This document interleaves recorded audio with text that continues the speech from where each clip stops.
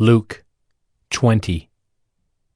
One day, as Jesus was teaching the people in the temple and preaching the gospel, the chief priests and the scribes with the elders came up and said to him, "Tell us by what authority you do these things, or who it is that gave you this authority."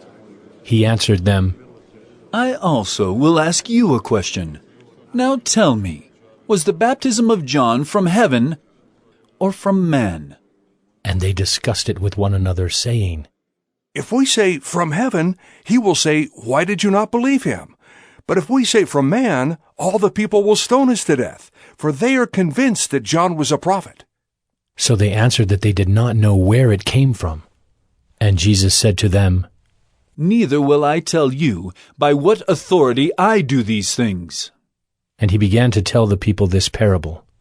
A man planted a vineyard, and let it out to tenants, and went into another country for a long while.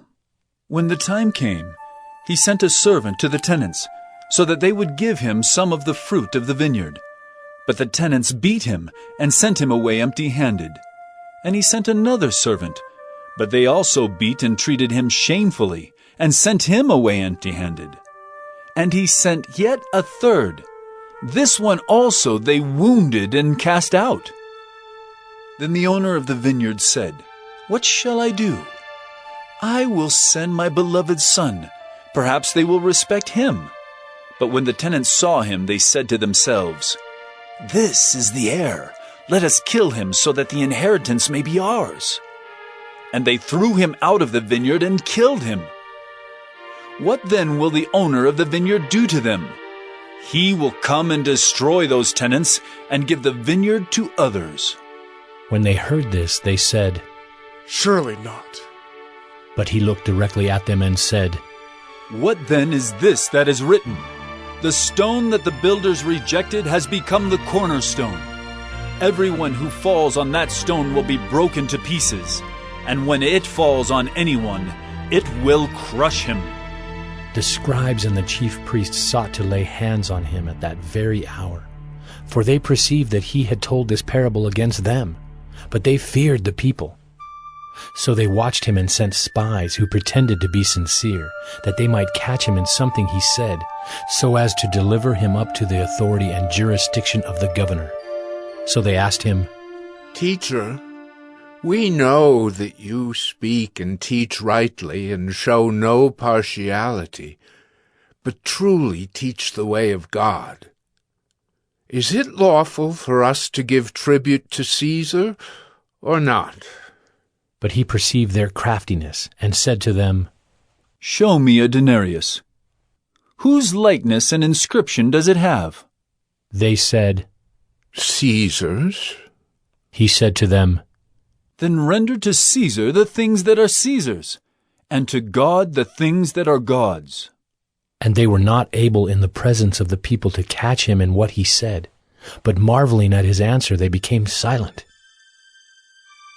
There came to him some Sadducees, those who deny that there is a resurrection, and they asked him a question, saying, Teacher, Moses wrote for us that if a man's brother dies, having a wife but no children, the man must take the widow and raise up offspring for his brother. Now there were 7 brothers. The first took a wife and died without children. And the second and the third took her, and likewise all 7 left no children and died. Afterward the woman also died. In the resurrection, therefore, whose wife will the woman be? For the 7 had her as wife. And Jesus said to them, The sons of this age marry and are given in marriage. But those who are considered worthy to attain to that age and to the resurrection from the dead neither marry nor are given in marriage. For they cannot die any more, because they are equal to angels and are sons of God, being sons of the resurrection. But that the dead are raised, even Moses showed, in the passage about the bush, where he calls the Lord the God of Abraham and the God of Isaac and the God of Jacob. Now he is not God of the dead, but of the living, for all live to him. Then some of the scribes answered, Teacher, You have spoken well. For they no longer dared to ask him any question. But he said to them, How can they say that the Christ is David's son? For David himself says in the book of Psalms, The Lord said to my Lord, Sit at my right hand, until I make your enemies your footstool. David thus calls him Lord. So how is he his son?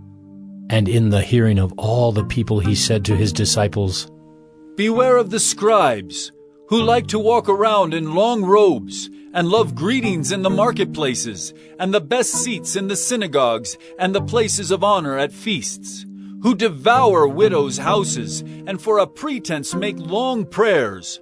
They will receive the greater condemnation.